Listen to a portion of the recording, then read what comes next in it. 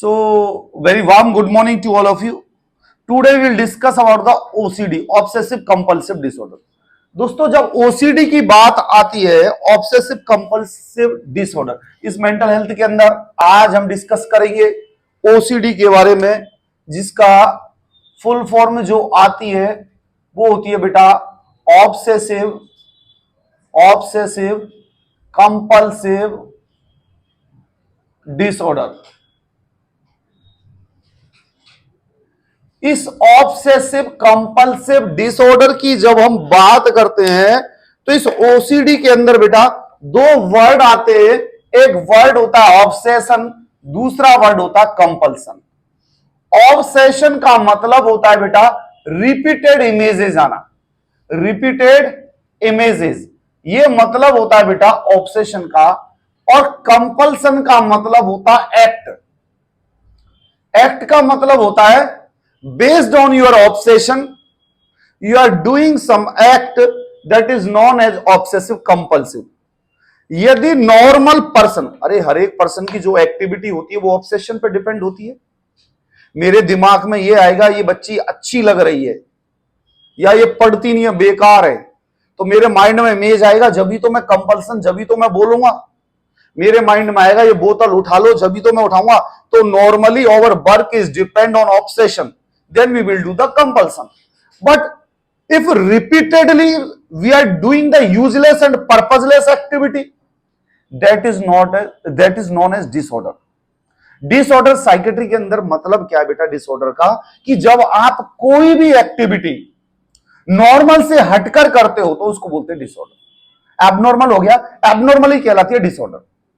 Psychiatry के अंदर normal हंसना, नॉर्मल लाफिंग करना कोई प्रॉब्लम नहीं है, नॉर्मल मुस्कुराना कोई प्रॉब्लम नहीं है। लेकिन हैवीफ्रेनिक सीजोफ्रेनिया के अंदर भी आदमी मटरिंग करता है, सेल्फ लाफिंग करता है, सेल्फ टॉकिंग करता है। मटरिंग मींस अपने आप से बातें करता है। हम परेशान होते हैं तो हम करते हैं ना अपने आप से बातें, तो अपने आप से बातें करना is not A mental disorder in the limited version. यदि आप लिमिटेशंस में अपने आप से बातें करें, शाम को परेशान थे आप, माइंड बात कर अरे यार ऐसा हो गया, ऐसा नहीं, ऐसा करना चाहिए, अब हम ऐसा करेंगे, it's not a mental disorder. But आप जब लिमिटेशंस को क्रॉस करके ऐसा बिहेव करते हो तो ये डिसऑर्डर बन जाता है। तो ऑब्सेसिव कंपल्सिव डिसऑर्डर की जब बात आती है तो obsession means it is a thought, ideas and images that are introducing in the mind. हमारे माइंड के अंदर इंट्रोड्यूस हो रहे हैं आइडियाज, थॉट और सारी जो चीजें हमारे माइंड के अंदर इंट्रोड्यूस हो रहे हैं, और इन इंट्रोड्यूस होने के बाद में इनके बेस पर हम जो एक्ट कर रहे हैं उसको बोला जाता है कंपल्सन। ये चीज समझ में बेटा। अब ऑब्सेसिव कंपल्सिव, अब जो किताब जो बोल रही है ऑब्सेशन के अंदर बोल रही है, obsession is a thought, ideas and images that are introducing in the mind patient repeatedly, जो मैंने आपको पहले बोला repeatedly, and they produce distress on the patient. ये डिस्ट्रेस पैदा करते हैं पेशेंट के अंदर। इस डिस्ट्रेस के कारण patient dislike it and try to resist it and finally produce anxiety. बार बार माइंड के अंदर इमेजेस आ रहे हैं, वो इमेजेस पेशेंट के अंदर डिस्ट्रेस और एंजाइटी पैदा करेंगे। इस एंजाइटी के कारण उसकी पर्सनालिटी के अंदर डिस्टरबेंस पैदा होता है, जिसको हम ऑब्सेशन कहते हैं। अब ऑब्सेशन के अंदर एंजाइटी प्रोड्यूस हुई, डिस्ट्रेस प्रोड्यूस हुआ। इस डिस्ट्रेस और एंजाइटी को प्रोड्यूस करने के लिए वो जो एक्टिविटी करता है उसको बोलते हैं कंपल्सन। एल्कोहलिक कंपल्सन, एल्कोहल का कंपल्सन क्या होता है, यदि किसी पर्सन के माइंड में यदि कोई एल्कोहलिज्म है, एक वर्ड आता है प्रिवेंशन ऑफ एल्कोहलिज्म के अंदर, prevent the compulsion of the patient. Compulsion means उस पेशेंट के माइंड में, जो लोग एडिक्टेड होते हैं कि क्लास के बाद में हमें जाके कोई काम करना है, एल्कोहल तो तुम में से नहीं लेता कोई, किसी को स्मोकिंग करना है, किसी को च्यूइंग करना है, अभी सर क्लास में, तो उनके माइंड में सेट होता है after class we will go outside and we will complete over compulsion. वो तुरंत क्लास से मैं नहीं निकलूंगा, उससे पहले बाहर पहुंच जाएंगे and they will complete their compulsion. Compulsion means जो माइंड के अंदर ऑब्सेशन और जो अर्ज मींस जो इच्छा, जो फीलिंग्स जो आ रही है उनको फिलफिल करने के लिए जो एक्ट होता है उसको बोलते हैं कंपल्सन। सेक्सुअल कंपल्सन, जिनको सेक्सुअल फीलिंग्स आती है, सेक्सुअली ओरिएंटेड होते, वो उस इच्छा को, उस अर्ज को पूरा करने के लिए कंपल्सन करते हैं। रेप विक्टिम्स, ने जो रेपिस्ट रहते हैं, what they did the sexual compulsion means act. उनके माइंड में जो इमेज आया था, normal person will not go for the sexual compulsion from anyone else because he knows if he will arrest full life he will go inside the jail. Normal person will not do this. Normal person will satisfy in their life through their normal life pattern, but some mental disordered person are there, they will do and they want to fulfill the urge that is known as compulsion.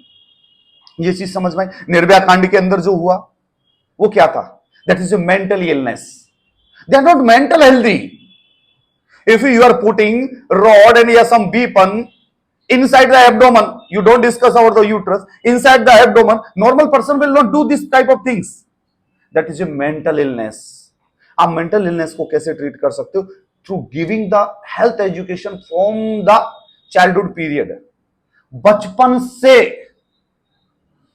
उनको समझाना, बचपन से educate करना, बचपन से understand करना, ये सारी चीजें। आजकल कम्युनिटी जो जिनके पास ज्यादा लोग हो जाते हैं वो तुरंत कम्युनिटी चेंज करते हैं, चाहे किसी भी रिलीजन में देख लेना, कम्युनिटी चेंज करते हैं तुरंत। कम्युनिटी क्यों चेंज करते हैं? कम्युनिटी चेंज करने के पीछे ये क्राइटेरिया रहता है कि जो पर्सन जिस कम्युनिटी में रहेगा वहां की कम्युनिटी के इफेक्ट और बिहेवियर तो अफेक्ट करेगा ही आपको।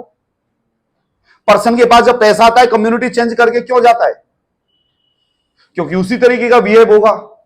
आप लोकल कम्युनिटी में जाएंगे, चौराहे पे 5 लोग खड़े होंगे, आपकी लड़की जा रही है, लड़का जा रहा है, उनको कुछ न कुछ कहेंगे, आओ आओ बैठो, कुछ टॉर्चरस करेंगे। उस चीज से बचने के लिए आदमी क्या जाता है? उस वीआईपी कॉलोनी के अंदर जाता है जहां पे लोग इकट्ठे नहीं होते, तुरंत वो बाहर जाते हैं, तुरंत आते हैं। यदि उनसे किसी गलत चीज से मुकाबला ही नहीं होगा तो बच्चा करेगा ही नहीं। तो इन्वायरमेंट, घर के अंदर इन्वायरमेंट पेरेंट्स पैदा कर सकते हैं, पेरेंट्स दे सकते हैं। तो बेटा कंपल्सन समझ में आया? ऑब्सेसिव कंपल्सिव डिसऑर्डर मींस यदि किसी पर्सन के बारे में ऑब्सेशन आ रहे हैं और उसके बाद में आप कंपल्सन कर रहे हो, और यदि एक लिमिट में है तो उसके बाद इसको, लिमिट में है तो कोई बात नहीं है, यदि ये ओवर लिमिट हो रहा है तो that is known as disorder. ये चीज समझ में? कई बार इमेजेस बहुत तरीके के हमारे माइंड में आते हैं, किसी से भी रिलेटेड आ सकते हैं। Male person will think about some heroine, female person will think about the hero and afterwards they will do some compulsion act related to the sexual behavior, related to anything. That is the compulsion. समझ में आया बेटा? Compulsion is the reaction of an obsession. देख कितनी बढ़िया चीज निकल के आई है, थोड़ा सा बोला तो दिल से आवाज आई। Compulsion is a reaction of an obsession.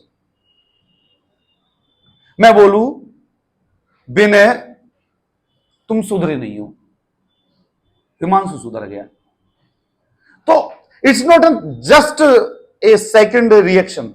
Mind के अंदर कोई इमेजेस सेट होगा, ऑब्सेशन चला होगा, उस ऑब्सेशन के कारण ये मैंने बोला है। ऐसा नहीं है, मैं सिंपल एग्जांपल दे रहा हूं और तुम पुराने स्टूडेंट हो इस कारण एग्जांपल दे रहा हूं। पता पड़े किसी लड़की के लिए बोल दिया मेरे लिए और टेंशन तैयार हो गई। अब ये तो क्या टेंशन देंगे नहीं, मुझे पता है ये टेंशन देंगे तो रोक लूंगा इनकी टेंशन।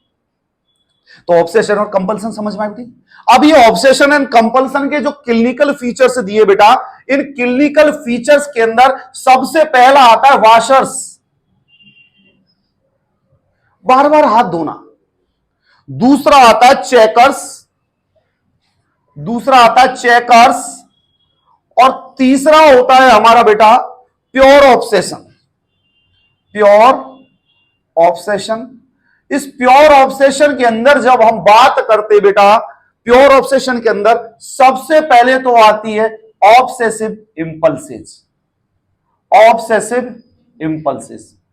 जो दूसरी जो चीज आती है इसके अंदर वो आती है बेटा ऑब्सेशन इमेजेस। Obsession images. और जो नेक्स्ट जो चीज आती है थर्ड नंबर की, वो आती नहीं, ये दोनों चीज हो गई ऑब्सेशन इमेजेस। फिर जो नेक्स्ट फोर्थ स्टेज जो आती है वो आती है बेटा primary obsessive slowness. Primary obsessive slowness.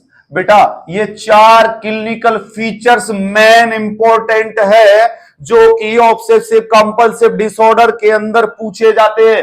पहला वॉशर्स, ये कॉमनेस्ट टाइप है, कॉमनेस्ट, कम्युनिस्ट मत सोचना, कॉमनेस्ट, कॉमन ऑब्सेशन ऑफ। इसके अंदर क्या होता है, एक पर्सन ये सोचता है कि मेरे हाथ कंटामिनेट हो गए, डर्ट लग गई है, गंदे लग गए, जर्म लग गए, कुछ बॉडी के एक्सक्रीशंस लग गए।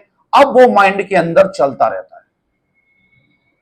हम टॉयलेट गए, ट्रेन के जनरल डब्बे में बैठे थे, हम कुंडी खोल के टॉयलेट करके आए, हाथ धोने के लिए पानी नहीं था, पूरे माइंड में चलता रहा हूं, जर्म लगे हुए हैं हाथ में, खाना नहीं।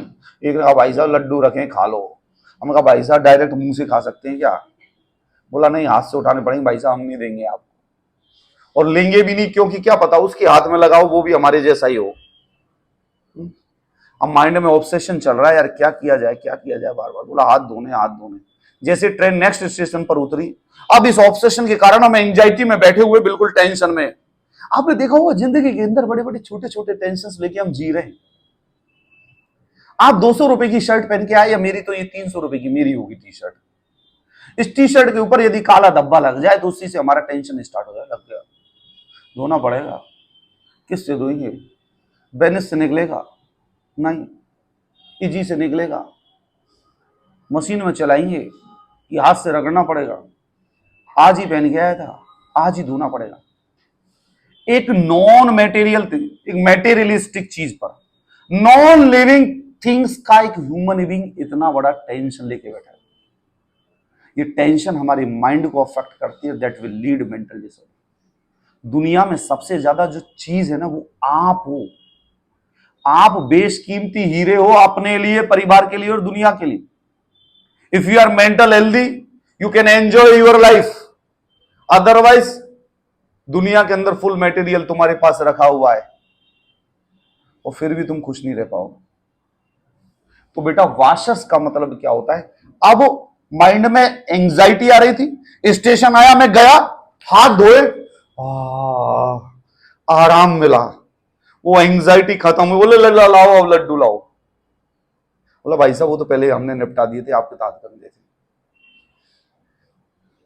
मींस एक पर्सन का जो थॉट प्रोसेस, माइंड के अंदर जो इमेजेस चल रहे हाथ धोने से रिलेटेड, और वो बार बार हाथ धोता है, इसको क्या बोलते हैं बेटा? वॉशर्स। मैंने ऐसे ऐसे पेशेंट देखे हुए जिनके हाथों की स्किन लटक गई है, स्किन ढीली पड़ गई है, जो हर 2 मिनट में हाथ धोते हैं, हर 2 मिनट में हाथ धोने जाते हैं। दूसरा जो आता है वो आता है बेटा चेकर्स।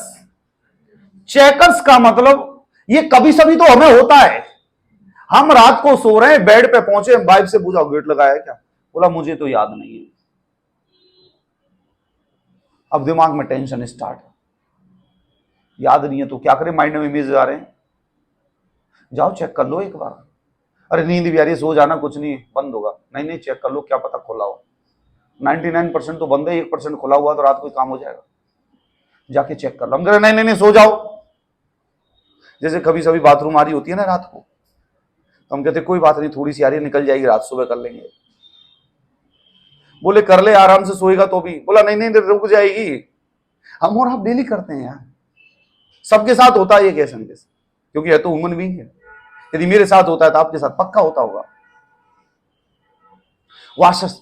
अब जो एंजाइटी माइंड में आ रही है, जो वो ऑब्सेशन आ रहा है, हम उसको पूरा करने के लिए कहां जाते हैं? गेट पे जाते हैं और उसको चेक करके आते हैं। वो बंद था तो भी अब हमारे माइंड के अंदर एंजाइटी रिजॉल्व हो गई, हम सो गए। Gas stove is open, gas खुली तो नहीं है, देख ले जाके। बच्चे को बोला मैं नहीं जाऊंगा पापा, सारा काम मेरे से कराते हो तुम। मैंने बोला काम नहीं कराते, सिखाते हैं तुझे कि कुछ सीख जाए। जैसे मैं डेली जब मैं आता हूं तो मैं हमेशा जूते बच्चे से बोलता हूं, जाओ मेरे जूते उठा के लाओ, मुझे पहनाओ, लेके आओ, रखो यहां पर। कुछ तो एहसास हो कि कुछ काम है, कुछ रेस्पॉन्सिबिलिटी है, ये काम करो। आया हूं तो पानी पिलाओ, क्योंकि उनको भी तो एक रेस्पॉन्सिबिलिटी का एहसास होगा, जब भी तो वो आगे जाके रेस्पॉन्सिबल बनेंगे। वरना वो क्या करेंगे, पापा जी घर में बुजुर्ग हो गए, बच्चे ले उड़े गाड़ी, बाहर ठोक दिया किसी को, थाने से फोन आ रहा है, बच्चा भी अंदर, पापा जी की गाड़ी थी, पापा जी भी अंदर। तो मॉरलिटी, अब कई लोग, कई पेरेंट्स डिस्कशन करते हैं sir about their morality, that main morality weakness is the parents. तो चेकर समझ में आए बेटा? गैस स्टोव इज ओपन है ना बेटा। अब ये mind, the door is open और लॉक्ड, ये माइंड में इमेजेस आ रहे हैं, ऑब्सेशन चल रहा है। इस ऑब्सेशन को पूरा करने के लिए हम कंपल्सन करते हैं, हम डोर को चेक करेंगे, गैस स्टोव को चेक करेंगे।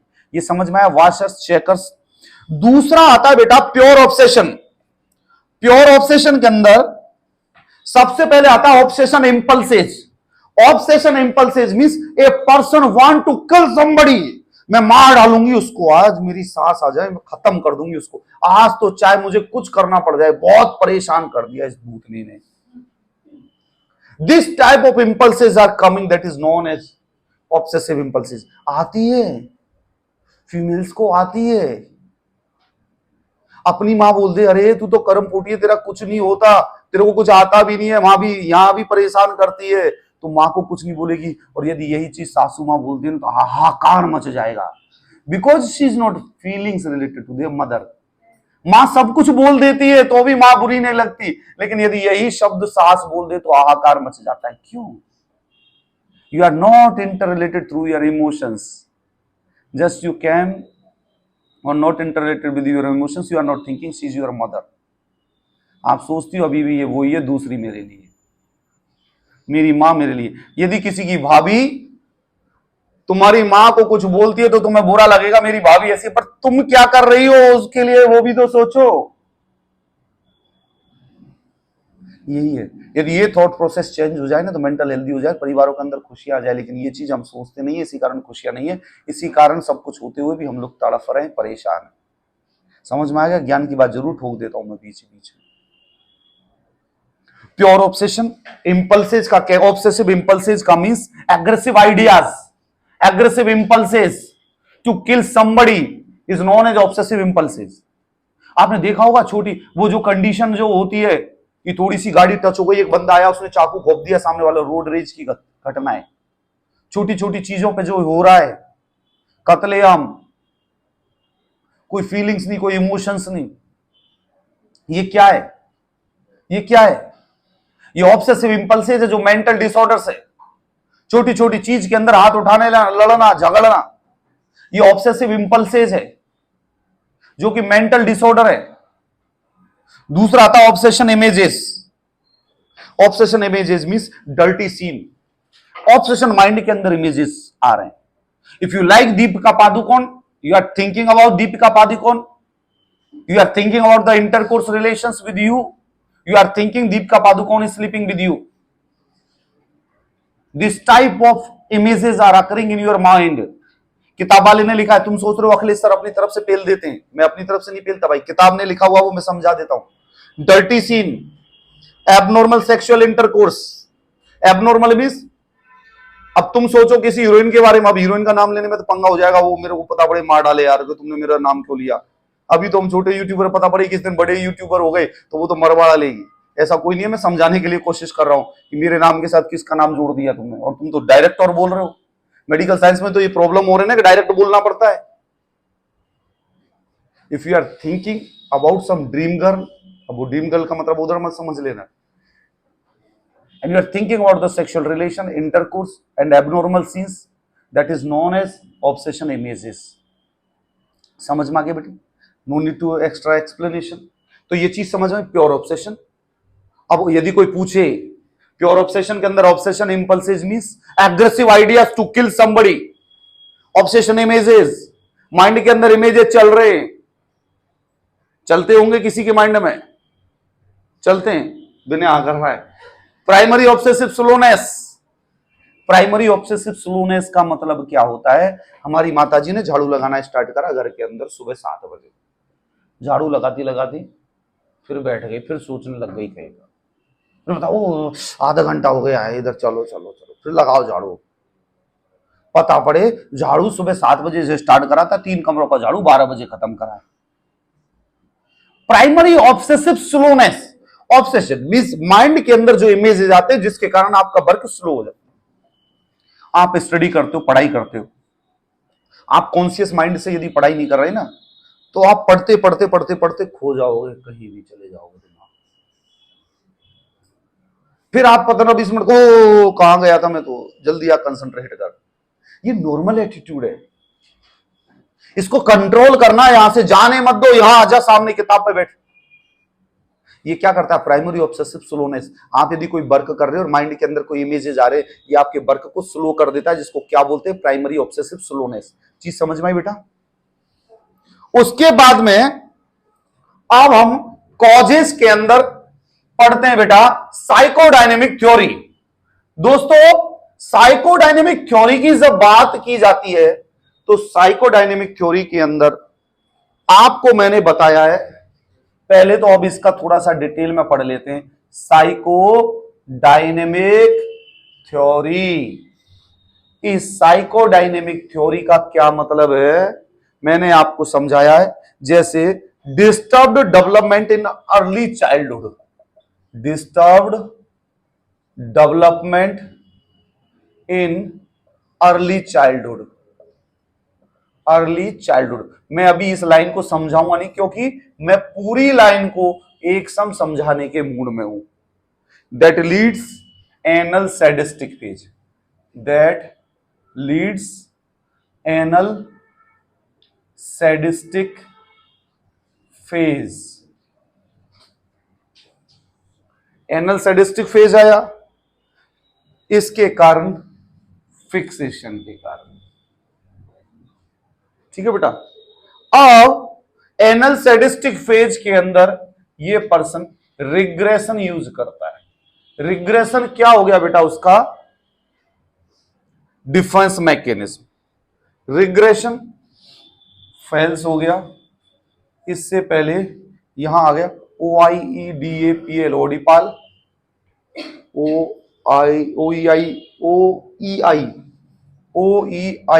OEIDAPL, oedipal conflicts, oedipal conflicts related to anxiety.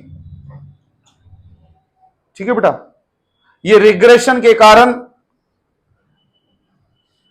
Reinforcement of aggressive ideas. दोस्तों आप जो गवर्नमेंट जॉब की प्रिपरेशन कर रहे हैं, आपको ये साइकोडायनेमिक्स याद नहीं करना है। एकेडमिक के बच्चे को ये याद करना होता है, लेकिन आपको ये याद नहीं करना है। इसके अंदर जो शब्द लिखे, इन शब्दों का मतलब समझना है। रीइंफोर्समेंट ऑफ एग्रेसिव इंपल्सेस या आइडियाज, ये क्या हो गया, डिफेंस मैकेनिज्म। और रिग्रेशन भी डिफेंस मैकेनिज्म था। डीएम का डिस्ट्रिक्ट मजिस्ट्रेट नहीं, डिफेंस मैकेनिज्म। यदि ये फेल होता है तो दो कंडीशन बनती है, ये डिफेंस मैकेनिज्म यदि फेल होता है तो दो चीज बनती है। पहला तो बनता अनडूइंग, और जो दूसरा बनेगा बेटा isolation of affect, isolation of affect. ये आइसोलेशन ऑफ अफेक्ट लीड करता है obsessive thought, OBSESSIV, obsessive thought. अब बेटा इन शब्दों का मतलब मैं समझाता हूं आपको। दोस्तों साइकोडायनेमिक थ्योरी की जब बात आती है, मैंने आपको पहले ही समझाया है, psychiatry disorder is not result of A single day tension, single day stress, single day problems. ये प्रोलॉन्ग्ड कॉन्फ्लिक्ट, प्रोलॉन्ग्ड स्ट्रेस और प्रोलॉन्ग्ड टेंशन का रिजल्ट होता है, जिसके अंदर आप डिफेंस मैकेनिज्म यूटिलाइज करते। Defence mechanism first degree, first time जो आप यूटिलाइज करेंगे उसको फर्स्ट डिग्री डिफेंस मैकेनिज्म, और सेकंड टाइम आप करेंगे डिफेंस मैकेनिज्म सेकंड डिग्री। जब ये सब डिफेंस मैकेनिज्म फेल हो जाते हैं, जब पर्सन करता है क्या, मेंटल डिसऑर्डर।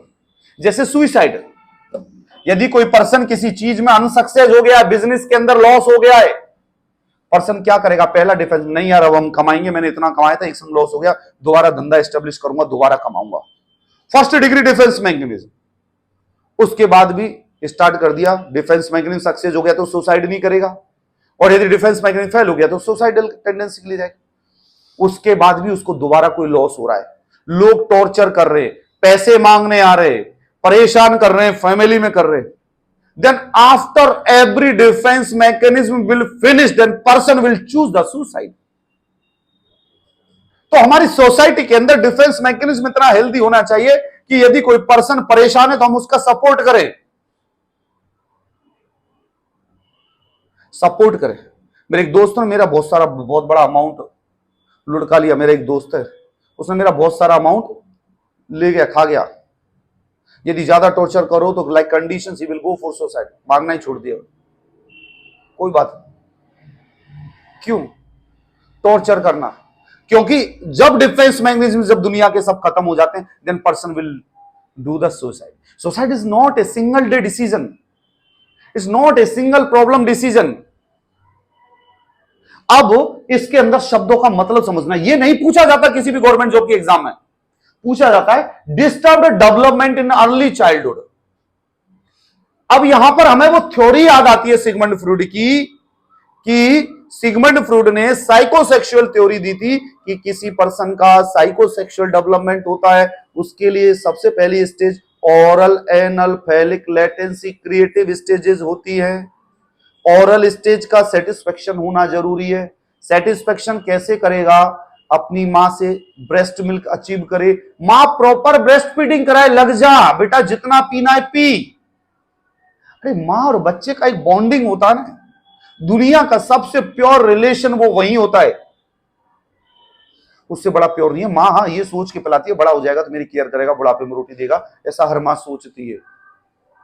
तो दुनिया के अंदर कई लोग कहते हैं ना कि बिना किसी इच्छा के कोई कुछ नहीं करता, कुछ न कुछ हर किसी का मोह होता है। बच्चे पड़ जाए उसके पीछे मोह क्या? हमारा बुढ़ापा खराब ना हो, वरना हमारा बुढ़ापा सही रहे तो बच्चे पड़े ना पड़े इंसान को टेंशन ही नहीं होगी। तो बेटा ओरल एनल में जब है वो एनल स्टेज पास कर, स्टूल पास कर जाता है, फैलिक में ये जब स्टेजेस के अंदर कोई डिस्टरबेंस आ जाता है, ओरल स्टेज के अंदर, अब तुम कहोगे जी कैसे डिस्टरबेंस आएगा? Mother has expired, now breast feeding is not available. आप सोच के देखना यार, यदि आपको ब्रेस्ट फीडिंग अवेलेबल नहीं होती ना तो वो माइंड के अंदर टेंशंस अभी भी यहां मौजूद होते। बहुत जरूरी पार्ट है। और आजकल की जो मदर्स आ गई हैं, जी मैं ब्रेस्ट फीडिंग नहीं कराऊंगा, my figure will be damage, मैं ऐसे नहीं करूंगी, ये नहीं करूंगी, लगा दो बोतल मुंह में इसकी।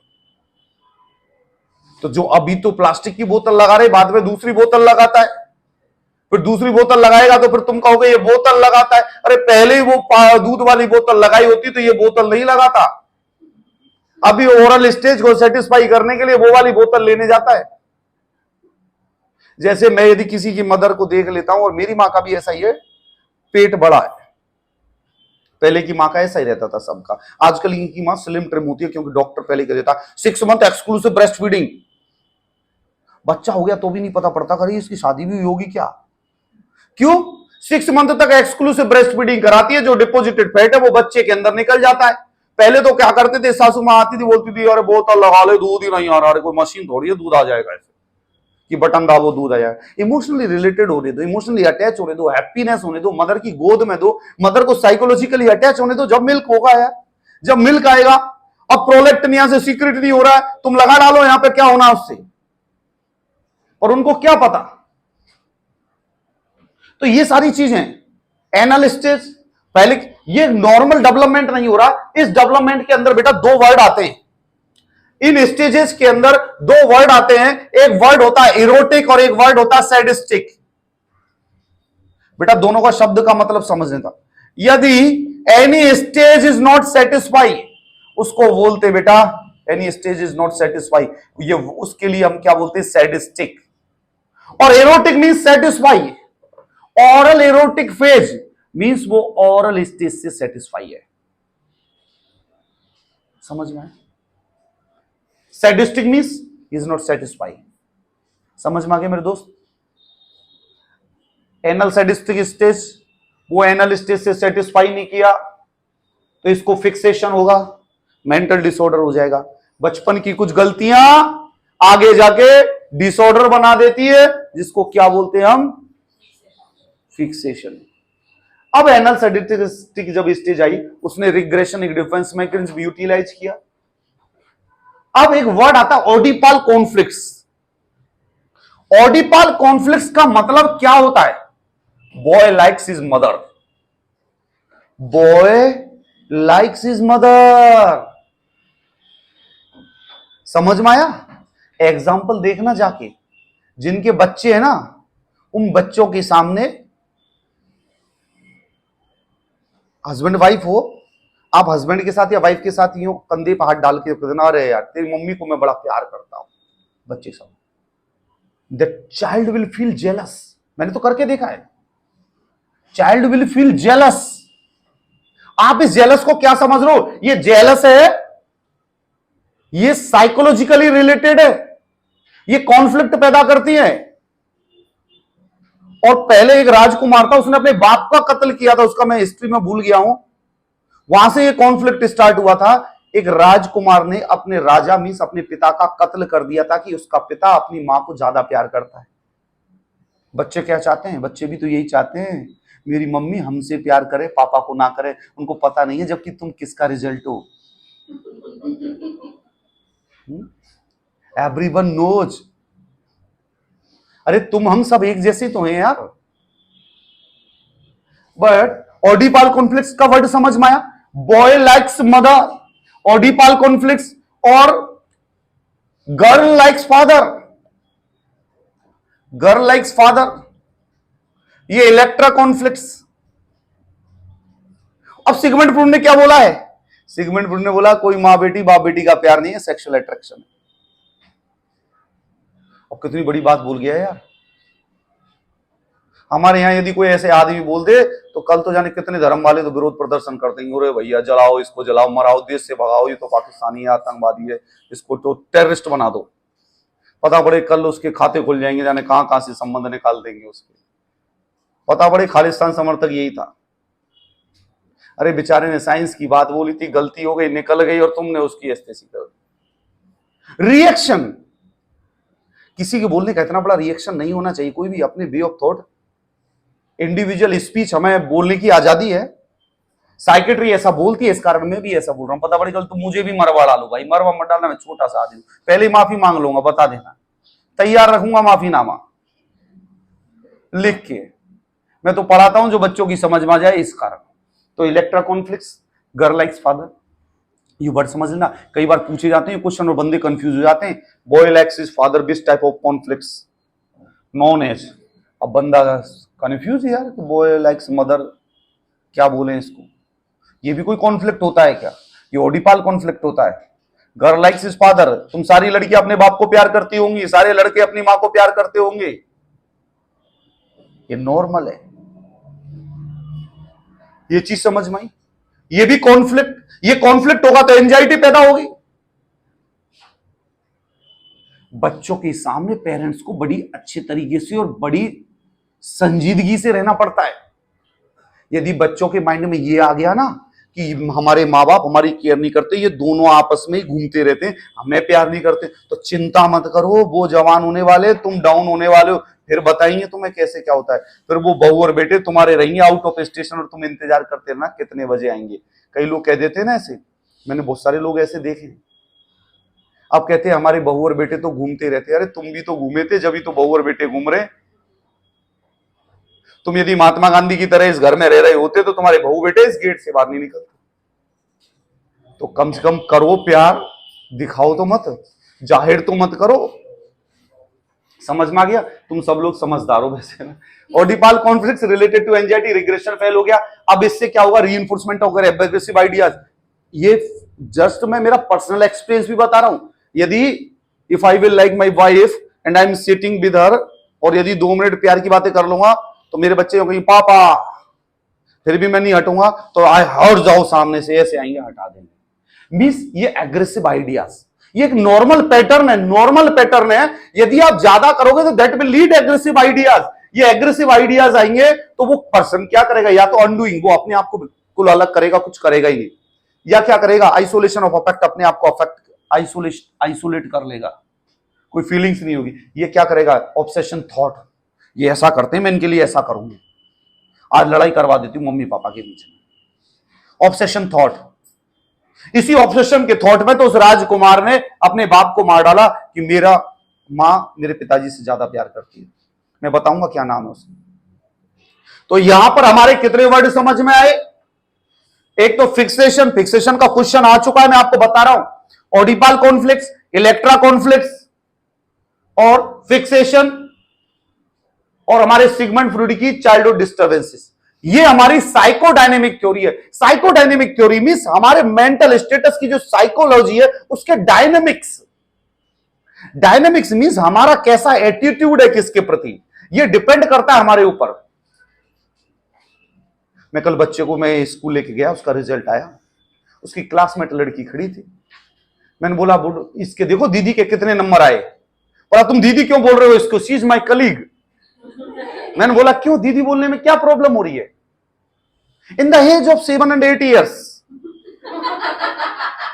इधर रियली कल का परसेप्शन बता रहा हूं। मैंने बोला दीदी, अरे हमारे माँ बाप तो ऐसी बात करते थे ना, बेटा इस दीदी का देखो कितने नंबर आए, तो हम भी सिखा रहे थे बेटे नंबर पूछ दीदी के कितने आए। बोला ये दीदी नहीं है, घर में जाके मम्मी को बता रहा, पापा बार बार हम उसको दीदी बोल रहे थे।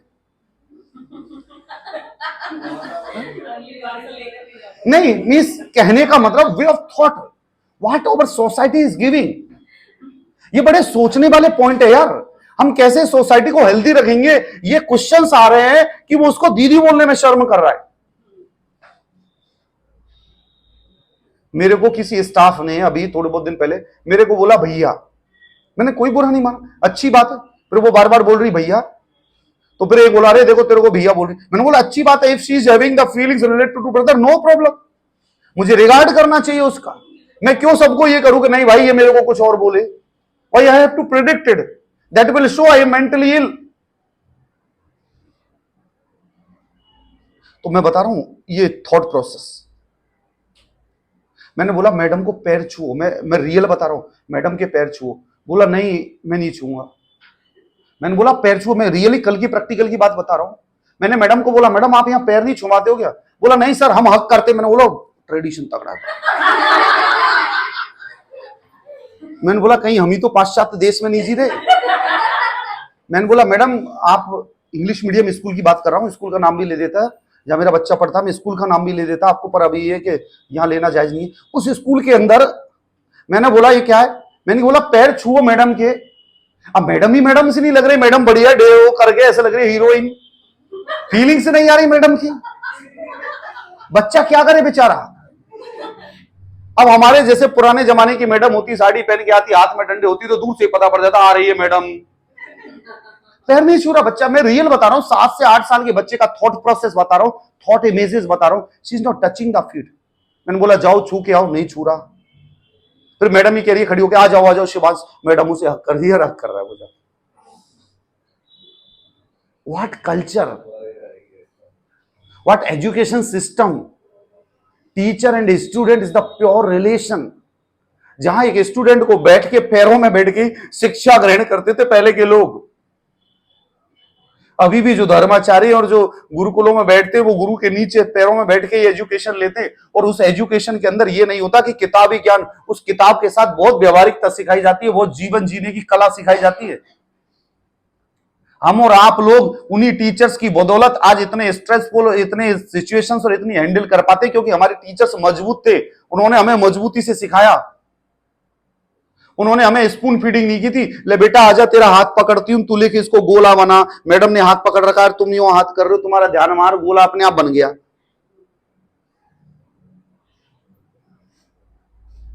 और फिर हम कहेंगे कि ये बच्चे आगे जाके प्रॉब्लम्स को कैसे विन करेंगे। मेरे को भी ये कई चीजें मैं बहुत ज्यादा नोटेड करता हूं। फिर मैंने वहां पे जाके उनकी कंप्लेंट्स के पुलंदे बांधे। मैंने बोला मैंने इसकी 4 किताबें देखी, 4 किताबों के अंदर एक शब्द नहीं लिख रहा। 4th क्लास का बच्चा कम से कम राइटिंग के अंदर तो स्पीड। मैं आपसे हमेशा कहता हूं जिस बच्चे की राइटिंग नहीं है और जिस बच्चे की स्पीड नहीं है ना, वो जिंदगी में कितना पढ़ लेना कभी सफल नहीं होगा। राइटिंग और स्पीड। डीएसएसबी के पेपर को मैं क्यों बताता हूं कि मेरे को कभी बिठा लेना सब सक्सेस हो जाएंगे, क्यों बैठता हूं, मेरी स्पीड अच्छी है। अब तो थोड़ा सा ढीले हो गए, वरना जो हमारे टाइम पे जो पेपर आता था ना डीएसएसबी का, लिखने वाला पेपर आता था जहां पर 20 क्वेश्चन पूछे जाते थे, 20 नहीं 10, 20 200 नंबर का होता था, एक क्वेश्चन 20 नंबर का, 10 क्वेश्चन पूछे जाते थे, 3 घंटे का टाइम होता था। एक पेपर के बाद कम से कम 15 पन्ने खाली मिलते थे। एक क्वेश्चन दे दिया, what is dermatitis, write down the silent symptoms and nursing management of the patient. 15 पन्ने खाली, लिख बेटा 15 पन्ने। कम से कम 150 पन्ने लिखने पड़ते थे। तो हम क्या करते थे, ब्लू पेन, ब्लैक पेन और पेंसिल यहां रहती थी, हाथ यूं रहता था और लिखने की स्टाइल। उस टाइम पे ये फायदा था कि बीएससी नर्सिंग वाले और एमएससी नर्सिंग वाले बच्चों को लिखने का एक्सपीरियंस होता है। हमने बोला आप तो लिखवाते नहीं। बोला जी हम गेम खिलाते हैं। मैंने बोला स्केटिंग की इसकी फीस दे रहा हूं, जब ये LKG UKG में पढ़ता था, और जब मैं उसे 3rd क्लास में लेके गया ना ग्राउंड में, तो उसको सैंडल बांधना नहीं आ रहा स्केटिंग के, क्या स्केटिंग सिखाया तुम? तो मैं बता रहा हूं बेटा थॉट प्रोसेस की बात। तो ये सारी चीजें ऑब्सेशन, इमेजेस, और ये लीड करते हैं मेंटल डिसऑर्डर्स, समझ में? और यदि यही बच्चे सरकारी स्कूल में होता ना बच्चा, मैं रियल बता रहा हूं, ये तो हमारा थॉट प्रोसेस है, पैसा आ गया लोगों के पास, यदि यही बच्चा सरकारी स्कूल में होता तो माइंड का डेवलपमेंट 4वीं में 8वीं तक का हो गया होता। गुरुजी के पैर छीने क्योंकि डंडा पड़ना रुक जाएगा, तो जाके पहले गुरुजी के पैर छूने, पानी भर के लेके आना है, सफाई कर देनी है, कुर्सी पे बिठा देना है, और आते पहले नमस्ते करना है। ये सीख गया होता अब तक कि कैसे रिगार्ड किया जाता है। ये फर्क है प्राइमरी और गवर्नमेंट स्कूल के अंदर। Government school is very good rather than the private schools. Private school के अंदर डमी पैदा किए जा रहे, डमी। गवर्नमेंट स्कूल के अंदर आपने रिजल्ट नहीं देखे होंगे, सबसे ज्यादा जो रिजल्ट के अंदर सेलेक्ट होते हैं ना बच्चे, गवर्नमेंट स्कूल के सेलेक्ट होते हैं, हर चीज से होते हैं। मेंटल स्टेटस इतना मजबूत होता है उनका, खतरनाक। चलो, तो बेटा ये चीज समझ में आई। इसके बाद आगे हम बिहेवियर थ्योरी के अंदर, तो तुम सोचते होंगे यार सर जी रामायण बहुत बता देते हैं। ये रामायण बताना इस कारण जरूरी है कि आपके मेंटल स्टेटस इतना मजबूत हो जाए। गवर्नमेंट एग्जाम पास करने के लिए दोस्तों किताब के अलावा मेंटल स्टेटस का मजबूत होना बहुत जरूरी है। जो पर्सन यहां से मेंटल हेल्दी होता है ना, वही पर्सन विन करता है, वही जीतता है। यदि आपने माइंड के अंदर सोच लिया ना कि यार मैं नहीं कर पाऊंगा, तो दुनिया की कोई ताकत नहीं है कितना बड़ा चाणक्य आ जाए जो तुम्हें पास करवा दे। और यदि तुम यहां से मजबूत हो तो तुम दोनों हाथों से भी विकलांग, और दोनों हाथ तुम्हारे काम नहीं करते तो पैर से लिख के एग्जाम पास कर लोगे। लोग मुंह से लिख के पास कराते हैं एग्जाम, यहां से मजबूत होते हैं, यहां से। ठीक है बेटे। अब नेक्स्ट जो थ्योरी आती है वो होती है बिहेवियर थ्योरी। बिहेवियर थ्योरी,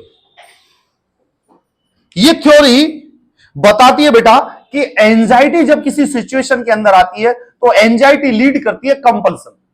मेरी बेटी, कंपल्सन का मतलब होता है एक्ट करना। आप सिंपल सी भाषा में समझ लो, समझ में आ रही है ना साइकेट्री? बहुत मजे से, अब तक समझ में नहीं आई होगी इतना जितनी अब आ रही है।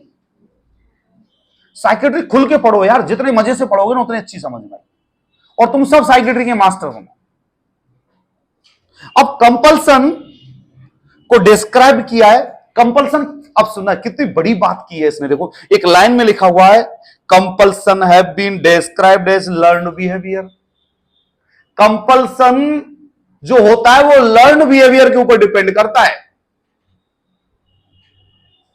यदि आपके पिताजी को तनाव है और पिताजी को एंजाइटी हो रही है, और पिताजी शाम को पैग लेके बैठ गए या गिलास लेके बैठ गए, तो बच्चा तो लर्न करेगा ना कि तनाव होता है तो गिलास उठा लो। और यदि वही पिताजी, यदि तनाव होता है तो मंदिर जाते हैं या मस्जिद जाते, जहां भी जाते हैं, तो तुम भी क्या करोगे? वहीं जाओगे। या पिताजी तनाव में शांत रहते हैं तो तुम भी शांत रहोगे। तो कंपल्सन क्या होता है बेटा? लर्न्ड बिहेवियर होता है कि आपके पास कोई ऑब्सेशन, कोई स्ट्रेस, कोई टेंशन, कोई एंजाइटी प्रोवोकिंग सिचुएशंस आई तो आप उसे कैसे हैंडल करेंगे। It is learn from the environment.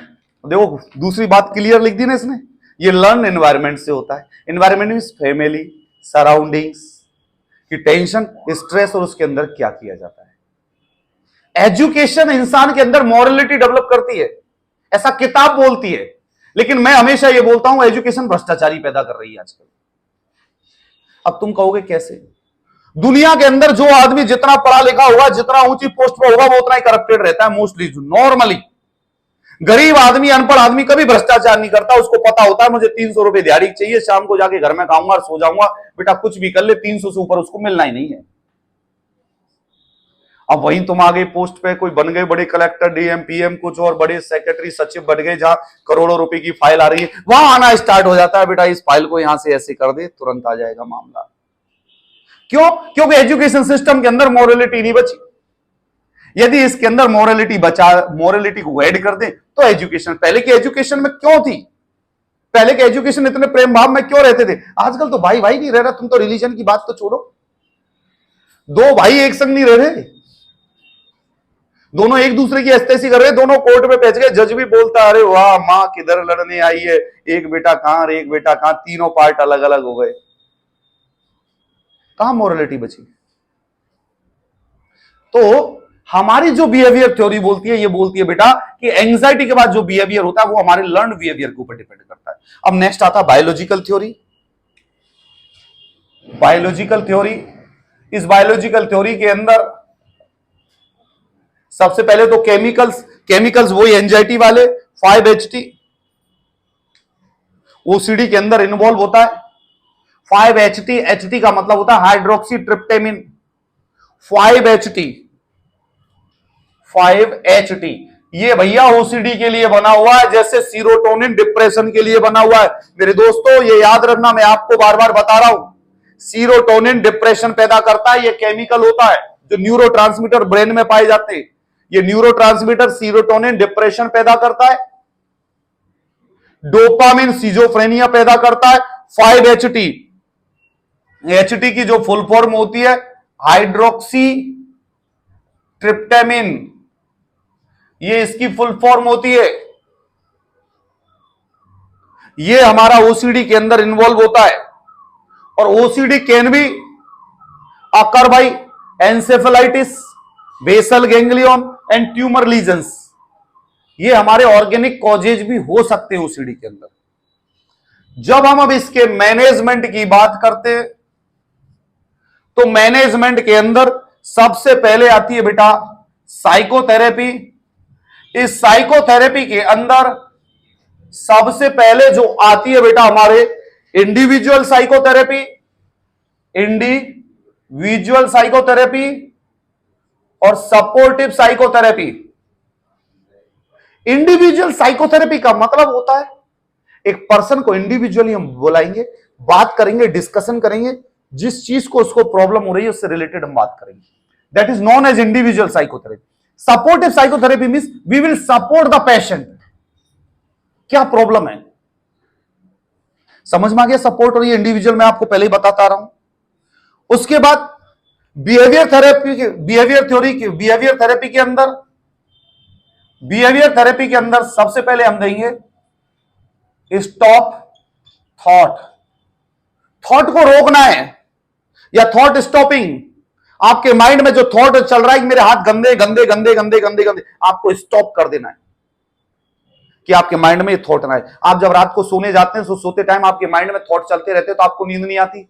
नींद आने के लिए क्या बोलता है, सबसे बड़ा टेक्निक दुनिया में, यदि किसी को नींद नहीं आती तो मैं आपको बता देता हूं नींद क्यों नहीं आती, क्योंकि आपका माइंड एक्टिव होता है, आंखें बंद होती है और माइंड में सोच रहे हो कल चलेंगे, मिलेंगे, गुलाब लाएंगे, फूल देंगे, पार्क में जाएंगे, गाड़ी में बैठेंगे, डिस्को करेंगे, आपके माइंड में चल रहा है, तो नींद कैसे आएगी।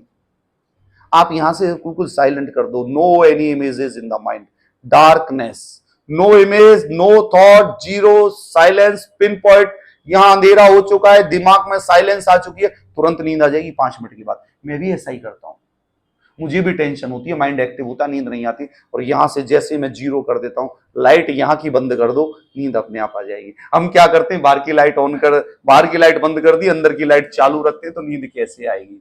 तो दोस्तों बाहर की लाइट चालू हो या ना हो, अंदर की लाइट बंद कर दो, नींद आ जाएगी। सबसे बढ़िया तरीका, no need of any medication. Psychotherapy ऐसा बोलती है ना बहन जी, याद रखना।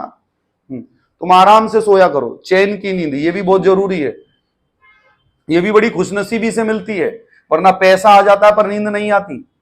तो स्टॉप थॉट। सेकंड आ गया systemic desensitisation. Systemic desensitisation, systemic desensitisation, systemic desensitisation. अब देखो ये खुद बोल रहा है, सिस्टम, बॉडी के सिस्टम। डिसेंसिटाइज मींस हमारे जो सेंसिटिव हो गए उनको डिसेंसिटाइज करना मींस रिलैक्स कर देना है। इन हाथों को छोड़ दो, रिलैक्स छोड़ दो, लेट जाओ, गहरी सांसें लो, भगवान का ध्यान करो। सिस्टमिक डिसेंसिटाइज, जहां आपकी बॉडी बिल्कुल डिसेंसिटाइज हो जाए। 5 तारीख से 8 तारीख तक मैं बाहर जा रहा हूं किसी रिलीजियस प्लेस पे, तो मैं वहां जाके क्या करूंगा, सिस्टमिक डिसेंसिटाइज। बीवी बच्चे भी जाएंगे, उनको वहीं छोड़ दूंगा, वाइफ तो जाएगी नहीं, वो तो कहीं मैं तो ऐसे मेरे सर दुख रहा है, मेरे कमर दुख रही है, मेरा हेडेक हो रहा है, परेशान हूं, तो मैं कहूंगा तुम यहीं रहो। हम 4 बजे से भाग जाएंगे, कहीं नदी किनारे, कहीं कुछ कहीं कुछ, घूमेंगे फिरेंगे, पैदल चलेंगे, नंगे पैर घूमेंगे, यात्राएं करेंगे, systemic desensitisation, stress free environment. आप घर के अंदर भी कर सकते हो यार, और बच्चों को भी सिखाओ, ठीक है, आस पड़ोस को भी सिखाओ। आजकल मेंटल कोचेज की संख्या बहुत बढ़ गई है। मेंटल कोच, हस्बैंड वाइफ के रिलेशन में भी मेंटल कोच बीच में आ रहे हैं। सर हम ऐसे ऐसे बात करते हैं, आप बताइए कैसे बात करें। मेंटल कोच खुद लड़के आया होता है, फिर वो कहता नहीं ऐसा नहीं, ऐसा करो।